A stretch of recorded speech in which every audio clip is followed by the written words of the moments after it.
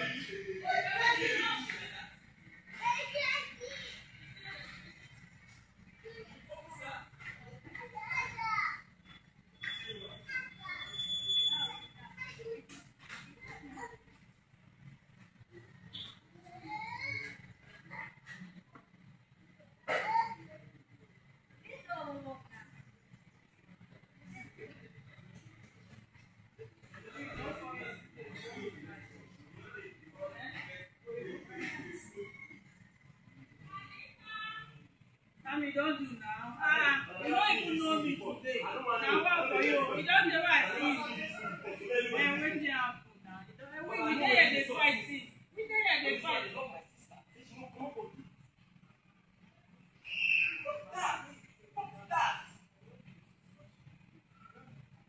Disrespect is that? That is an insult. You see, they look at it, they insult her. I mean, you don't know that it's Daniel. You don't know they not for here, they will kill you.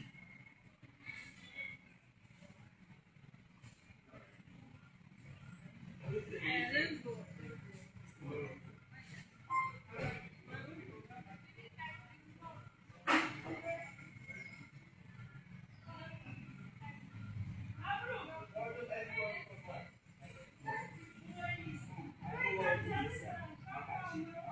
I know they that one. Oh boy, attacker.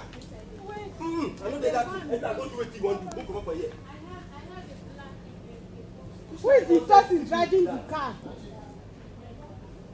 I see MC, they explain, give the policeman, say no, she's not going anywhere. No, Who is he? I said that she's going. Like this. You're explaining to him. Who calls him? You are trying, don't worry, sorry.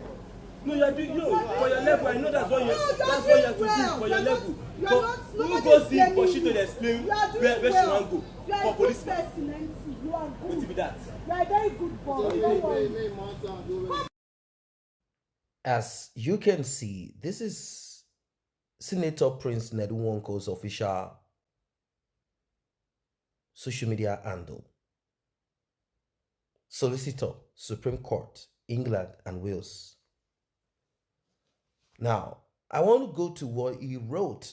He dropped some explosive one some couple of hours ago, and I'm going to let you guys into what he wrote.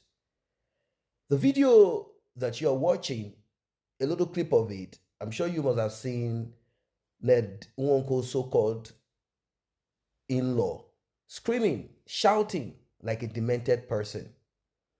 Ned wants to explain to us what these videos showing Sammy, the one that has been arrested. And prior to this, Sammy was arrested back then when he slapped a DPO.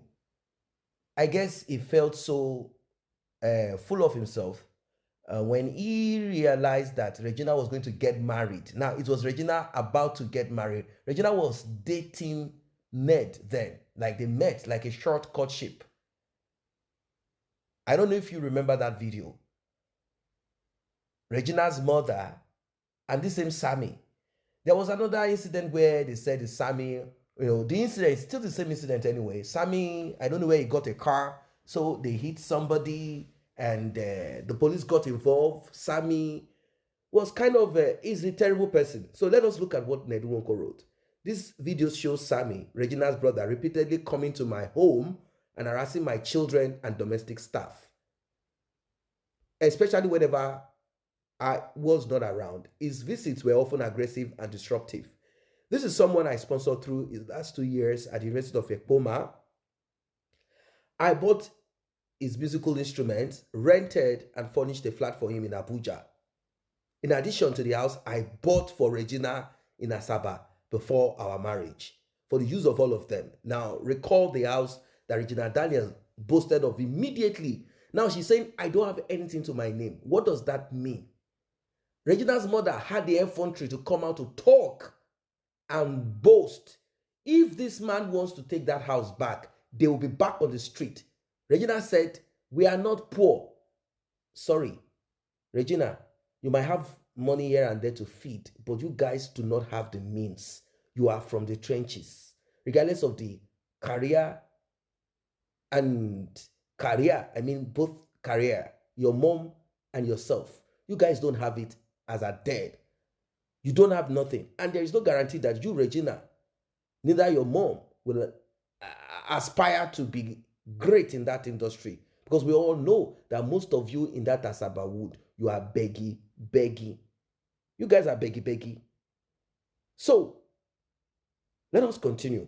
I also recently provided allowance to all members of the family, including our mother, Rita Daniel. Indeed, in the last 2 years, I have a record of transferring 125 million to her alone. 125 million. 125 million in 2 years. And they claim that Ned is broke and that they had helped his political career with $50,000. 125 million naira is what he said he handed over to Rita Daniel in support in 2 years. In 24 months, 125 million naira. This is not joke. 125 million.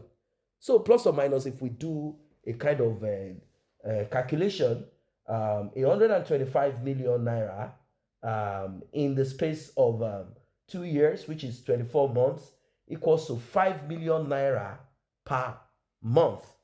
What job will fetch you, Rita, 5 million naira? That is why it's good to hear from both sides. Of course, we know that Ned is not broke. When Regina started her rehabilitation, there was a clear instruction by the doctors to strictly restrict people, especially enablers, from having access to her. The therapy was arranged after I noticed troubling changes in her behavior, linked to her dependence on certain illegal substance. Now, the man is being careful. He doesn't even want to mention which substance, including going for 48 hours without sleeping and eating every 2 hours.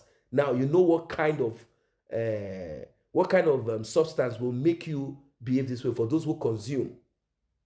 The thing about trenches people, you have to be careful. It doesn't matter if you marry them as a wife or they are your in-law. The thing about people with spirit of trench, you have to be careful. Even let's say you are married to a woman and you appreciate the God in your life. What I mean is that God that makes you look and help people, lift them up. Okay, now you have to be careful that there are certain people who somehow I will call them poverty being. Not because they do not once in a while have access to money. They do. But regardless of the money that they have access to, they are still poverty being in their ways. Regina Daniel's family, the Daniels, they are poverty being. Regardless of how much comes into their pocket, they will show this that you are seeing them exhibit. Unfortunately, it went on. Sammy, Destiny. Destiny is Regina Daniel's younger sister. Some of their siblings, together with a few of their friends, notably Sonia, Uche, Montana, among others, constantly defied these instructions. They would come into the house uninvited, sometimes forcing their way in, and would bring her the same drugs she was being treated for. Instead of helping her recover, they encouraged her addiction and completely frustrated the efforts of the doctors and therapists working with her. It is important to note that Lawrence, Sammy, his girlfriend, NK, Destiny, Sonia, and others also took the same substance as Regina. In fact, Lawrence and Sammy were the ones who first introduced and supplied this substance to her. They were deeply involved in the habit themselves, and rather than helping her get better, they kept drawing her back into the same destructive lifestyle. I do not drink alcohol nor smoke. In fact, I am a vegetarian. So I found these characters and behaviors reprehensible and totally unacceptable. Just 4 weeks ago, I woke up around 5 a.m. and realized that Regina was in my room and on the phone. You guys recall that video? Ned was approaching the toilet and he looked in surprise at Regina like, what is this one doing here? Ned has his own den, meaning he has his own space in that house. Each of his wife, they have their den also, their space in that house where they can be with their children. Everyone with his or her, with her children. While Ned has the master bedroom where his wives can come to. He went on, he said, she was clearly high and she knows that I do not want her in my room in that condition. I asked her to go to her room and she told me that Sammy's girlfriend was in her room. I was alarmed and angry because that girl would never have been in my house, let alone around Regina, since she is one of the enablers who constantly bring her the substance she is addicted to. I told Regina that the girl had to leave and one of my drivers dropped her off. 30 minutes later, Sammy came to my house shouting and demanding that I come downstairs to face him. Can you imagine this Lilliputian, this broke trenches people? He said I had no right to ask his girlfriend to leave my house. Can you imagine? What kind of in-law is this? He was ranting and threatening and waking up everyone, including the children. I eventually went downstairs and had to instruct the security to physically push him out of my compound. The level of audacity was shocking. Without the influence of our substance, could he have been so bold and disrespectful? They did not stop there. On several occasions, they verbally assaulted and intimidated the police officers stationed at the house for security. The officers were simply following instructions to restrict access for the sake of Regina's recovery. But Sammy and his group would insult and threaten them. Whenever Regina wanted to go out and I was not around, she would become extremely hostile toward the police and domestic staff. She would shout, threaten, and use abusive words, insisting that she must leave the house no matter what. There were at least 2 serious incidents where she left home in the evening and did not return until the next day. The first incident, she returned in the morning around 9 a.m. When asked where she had been all night, she casually said she was at a nightclub. When I questioned why she would stay out all night, ignoring my calls and refusing to answer messages, her response was, "You are not my father, so don't ask me where I was." I found out that she was with Cassie, and that Cassie was staying in Regina's house in Life Camp.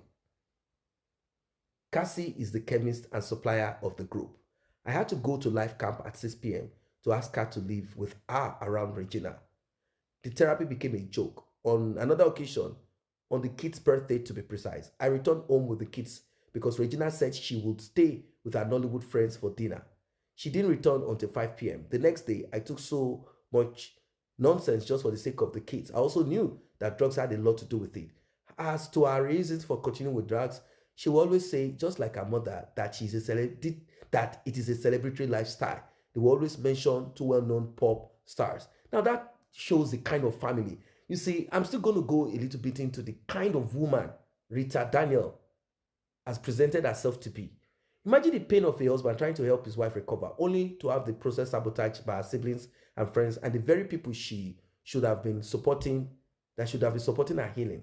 This pattern of behavior made it almost impossible for her to recover. Each time progress was made, they would undo it by smuggling in the same she was fighting to give up. The entire household lived in tension and fear because of their constant harassment, interference, and disregard for boundaries.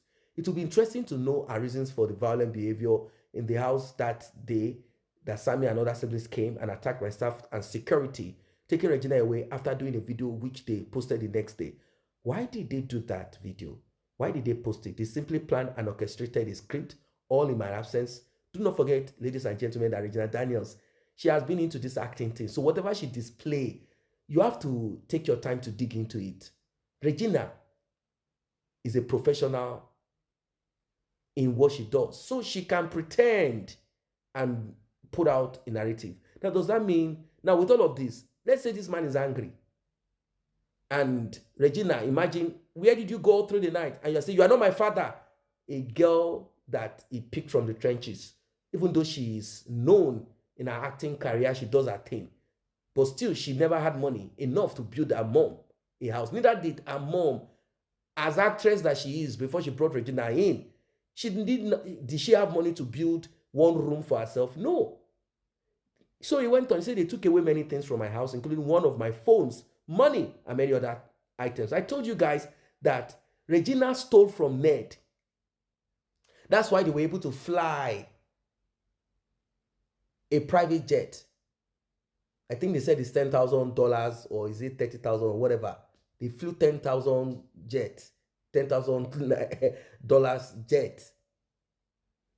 They stole money, and that is what they believe they would live upon. Everything that happened that day was in my house, in my absence. Nobody was beaten, and nobody could have contemplated that. It is blatantly false to say that I sent thugs to beat Regina in another house. The video that went viral was filmed entirely in front of my house by Regina's sister and her friend. It was pure Nollywood scenario in front of my property in my absence. Sammy should have a life of his own outside of Regina and focus on building his career independently. When his brother Lawrence went to London a couple of years ago to do his master's degree, I personally sponsored it with $75,000 for tuition and upkeep. Can you imagine? I told you that it is Ned that sponsored this goon dropping coat here and there to the United Kingdom. I sent him abroad partly to help him escape the toxic environment of drug exposure and bad influence around them at that time.